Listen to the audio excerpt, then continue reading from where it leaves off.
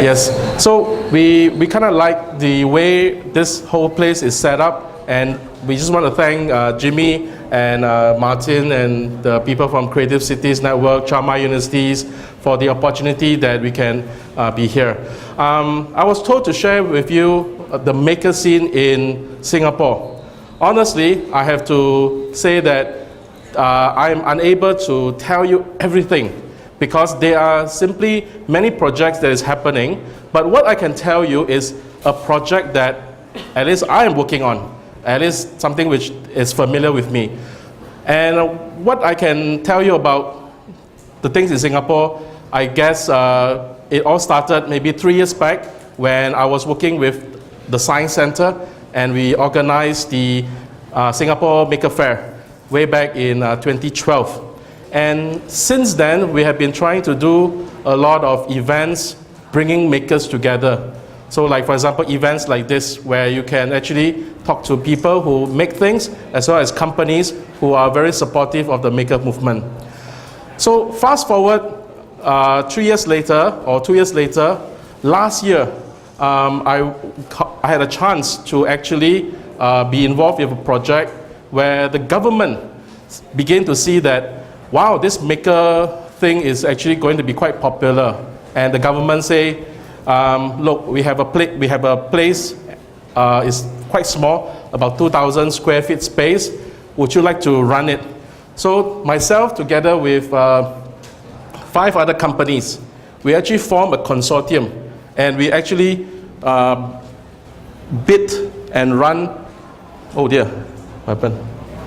So we actually came together and tell the government, give us this space and we will run it for you. So this is actually the project, and you will see that the name of our consortium is called the One Maker Group, because what we are doing is we are bringing all the people who are interested in the maker movement together and say, let's do it together. All right? Do I have the slides? No? So, I'm wearing 2 hats. One as the founder of Singapore Makers, which recently we incorporated as an association, the Singapore Makers Association. Another hat I'm wearing is also one of the co-founder of the so-called public maker space called the Prototyping Lab at NDC, which is housed at a National Design Center in Singapore. No? Must be 1 minute. Now, something about what we do is that we bring together people who have interest in DIY. For example, we work with companies like HomeFix. HomeFix is actually something like a Home Depot or a DIY store where they have 20 branches in Singapore. One of the things that companies like HomeFix is always very worried about is that over time, people are no longer interested in DIY. People are not interested in making things, using tools.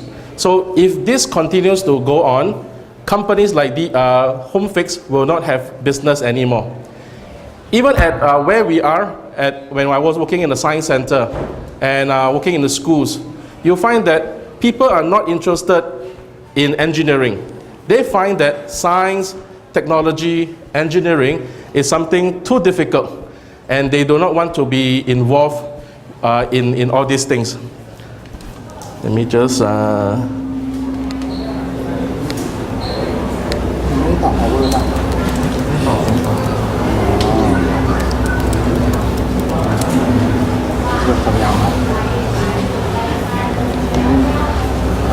oh dear.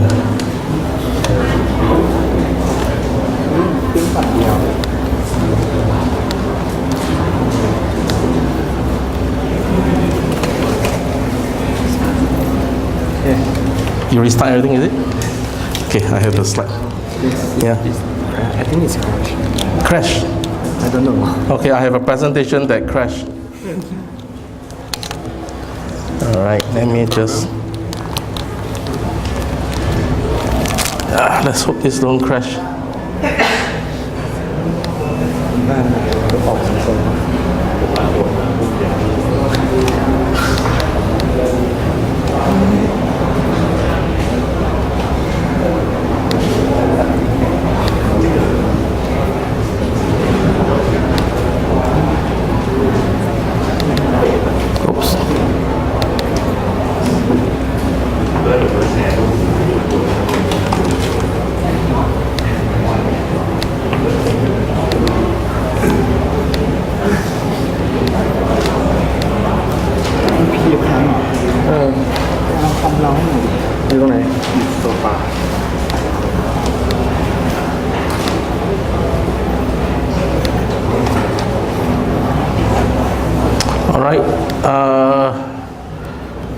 Okay, let's do this again.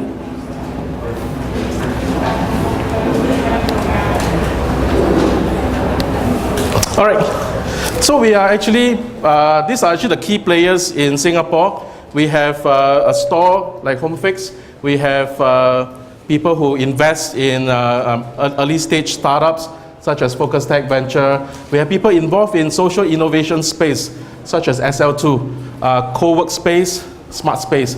My company is called Hyperflow. We do a lot of maker events. And Simplify 3D, they are actually the 3D printing resource center. So these are the kind of stakeholders that we have in Singapore that say, hey, let's come together and do something for Singapore, that is to run a proper space. And the purpose is actually to say, can we bring together people in Singapore who may be interested to make something, either as a hobby or as a company, to say that, you know, if we come together, there's a lot of things that we can do. So we are definitely in the electronics, software, and hardware space. So our vision, okay, you look at the vision, we want to be a company that brings people together. We want to be a nexus where people with talent come together and discover something that or doing something that they never thought they would be able to do before. So we are actually an ecosystem developer for makers. In Singapore, there's no such thing as maker movement 3 years ago. People do not understand what is this word maker. So we have to explain to them, we have to show them, we have to do something. So we were the guys who actually started a lot of things. So in a sense, we are like the ecosystem developer. And one of the things we want to show, something that's visible, is actually a maker space. Now, unlike, I suppose many people have heard of makerspace, and I think in Bangkok, there are at least a dozen of makerspaces in Bangkok. And similarly, in Singapore, we also have many spaces like this. And one of the differentiating things about our space is that we start the space by having a purpose. Okay? What is our intent of starting the space? We have many friends who say, they say, I want to start a space. I will buy 3D printer, I will buy laser cutter, I will rent a space, and that become a maker space. Now, I was telling my friend, that is simply too easy. To start a maker space is very easy. To sustain it is difficult. So I want to recommend a way that before we start the space, let's look at the intent. Why are we doing this space? And then we find initiative that will support the intent. Okay? We ask ourselves, who is going to sustain it? Who are the people that we need to work with? Last, we look at for the ingredients. What are the tools? What are the resources? What are the people that we need to bring on board in order to make this work? And lastly, it has to have impact to the community, to the people that we work with. So one of the things we hope to do is we have a model where we will design, build, and operate maker spaces for people or for schools or for organizations who want to be involved in the maker movement. And so to give you an example, when we were able to operate this space, we actually spent about 2 months to design what is required to be in that space, and most of the things is we actually did it ourselves. A lot of people give us help, people donate furniture, and at the end of the day, we were able to do this really quickly without a lot of red tape. So we actually have a proven experience to do this kind of work because that is exactly the nature of being a maker. Okay, so we had an opportunity through our business partner, Sustainable Living Lab, where there were projects overseas working on how to help people from Philippines and Indonesia to set up maker spaces. We are able to, ever since we started this, we have the contacts and the connections to actually, equip the space according to what the members actually want. Some members are actually very used to say, I like the laser cutter a lot. So in our space, we tend to have more laser cutters compared to 3D printers, right? So this is something which the space has to cater for depending on the need of the people who are going to use the space, right? And we want to be the people who is able to show how you can actually operate these kind of spaces. Because to be honest, in order to be involved in the maker movement in Singapore, you have to make it a full-time commitment. It cannot be a part-time kind of thing. And in order to do this, you got to almost having to relearn everything that you used to learn in school, and now you got to relearn everything again. So basically, what we do is we do maker culture development, innovation enterprise experiences, consultancy, and product development. Now, because we feel that what is our strength is actually the ability to curate, okay, experiences for people. So we actually identify a couple of events and activities that we think we want to be able to allow many people to join us in the whole journey of making. So what do we mean when we say we do maker culture development? Okay, we run programs, we do learning journey, and we organize regular talk.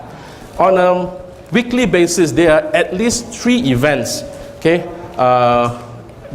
3 weekly events, okay, over the week that we will run as a way to say, you know, if you are curious as to what this maker culture is or what this maker thing is, come and join us. And the best is you could join us at different levels. Okay, it could be a program, it could be just come and visit us or attend a talk. Okay, so this is just one example where we get people to make something that is functional. So we have a program where people actually come and build a USB lamp. Okay, and many of them they like this program a lot because never in their life have they ever opened up what is in the power bank or what is inside an electronic gadget. So in this case, this is a way to tell them that actually the things that you buy, let's say from Taobao, AliExpress or Shenzhen, is actually something that is very easy to work with. So that is to help them to understand that making is not something too difficult. Okay, so we have visits, we organize regular talks. So once in a while we have visitors from overseas, they drop by and we will very quickly, we said let's organize something. So if you happen to be in Singapore, okay, please let me know, I can organize something for you, all right? We want to give people an experience working with projects. So one of the things we hope to be able to do is to say, let's work with different agencies. So for example, we work with a government agency called the IDA, as well as a materials design lab, where we can play with materials, we can play with tools to make simple things such as wearable objects. Okay? So there was a program recently we did over 2 days where we get people to have conversation over technology, something that they could work on. So we work with plastics where when you put it on hot water, it will be softened, and we can use it to wrap around a simple microcontroller, okay, to build simple sensor devices. Right? So one of the way where we generate some revenue is to run hackathon. Running makerspace, unfortunately, is a very cost-intensive kind of work. Okay, simply by membership alone, we cannot survive. So we have to run events for other people, such as organizing hackathons, where we help companies. Okay, companies actually pay us to say, look, I have a problem. Could you bring people to help us solve those problems? So this is one of the way to generate, it's one of the revenue generating initiative that we do to sustain the space. Okay, so for example, we have tech challenges, you know, where we invite people to solve certain problems. And these are kind of like, the different companies will kind of sponsor these kind of challenges. Okay, so we do a lot of consultancy because people actually ask us, how do we get started? How do we get going? And we tell them that anyone can start this, and we would love to actually work with them. So let me share with you some of the things that we hope to do in the long run. At the end of the day, it is not enough just maintaining a space. We hope to encourage people to make products, okay, to make something they could either do it for a living, because ultimately, as makers, okay, it cannot stop at being a hobbyist. Okay, makers has to eventually find a way to be a profession, right? People should be able to earn a living making stuff, and so that is the path that we hope to encourage people to do. Okay, and so what we do is we get makers to be very comfortable with using machines that they could prototype, so that they could go to a company and say, give me this job, I can make something for you, right? Or in this case, companies who maybe they hired somebody and they feel that this person does not have the skills that is required for them to do some of the projects. They can actually come to us and say, look, we can go through a program, an apprenticeship, where we can onboard them onto any give them the kind of skill set that's required for them to build something or to work with the company. Right? So just to share with you who are the people that is with us. So so we have, all makerspace usually, like now at one scan I see a lot of men, right? So actually in our makerspace we want to get a balance between the men and women. So we like to encourage people to work with us on a variety of materials. So for example, we have a friend, her name is Agatha. She do a lot of upcycling using materials that people throw away, a lot of fabric, or a lot of materials that people throw away. So this is kind of the people that we work with. We work with people like Nelson, who he doesn't have a formal schooling background. He's a school dropout. Okay, he left school very early, but he is a self-taught engineer, and he was able to build an IoT aquaponics system, very quickly. Then we have people like Nelson. He actually prints this T-shirt for me. He has a T-shirt printing company, but he is involved in amateur electronics. Okay, he makes printed circuit board using things you find from the kitchen. Okay, so or you have students who say, I have a project, but my school doesn't support me in making. So they come to us to say, let's try out some of the projects. Okay, or you have Yi Hooi. Yi Hooi is actually like an illustrator. Okay, she doesn't know anything about electronics or technology, but she say, hey, I want to start on a project putting smart wires and smart sensors into my dress. Okay, so she come to us as well. Okay, or we have another member, his name is Anwar. He's a cyclist, and he saw that, when cycling, there is always chance of cars coming in to hit the person because there's not enough lighting. So he was thinking of, can I put lights on my glove, as a way to signal, or at least to warn the drivers that there is a cyclist. Okay, so we have a lot of stories of people, and many of these people, they are what we call people whom, when they went to the school, they said, can you help me? I want to make something. The school said, no, because this is not in the syllabus. No, you are not in the engineering course, so you cannot use our machine. So these are people who want to make something, but no place to go. So they'll come to us because we don't judge them. We love them. All right? So, and some of them say, hey, I got no money to use the machine. What can I do? Then we'll say, never mind. You use the machine first. Next time, you volunteer as an instructor. You teach other people. You mentor other people. Okay? So we are very, very cool in terms of accepting anyone, because we believe that no one should be turned away. So this is some example. This is a project where we take fire hose. The fireman has those fire hoses. In Singapore, we have about 15 to 20 fire stations. Every month, they throw away 15 meters of fire hoses. They pay people to dispose the fire hose. So my partner say, why don't you pay me? I take this fire hose, I make into a product. Then you buy this product from me. So what happened is that this is actually stuff that is made from fire hoses. And so in this case, we have a case where people pay us to buy back their rubbish. Okay, so in this case, the fire station actually buy back their rubbish. So this is one of the upcycling project. This one help us to make a lot of money because a piece like this costs about $10 to $12. Okay, when we sell to them, and when they buy by the thousand. So this is actually one of the money-making revenue. So there was a project where we turned a bamboo into a speaker. It's called iBam, right? Some of you probably have seen it before. It's just a bamboo designed into an amplifier. So these are again products where even Samsung bought like 1,000 of this. All right. So this is something which I believe in Thailand. Okay, there's a lot of opportunity, for this. Okay, so this is just example of what people do at our lab. People actually make something and they put it online on Etsy, or any online portal, and they just sell it.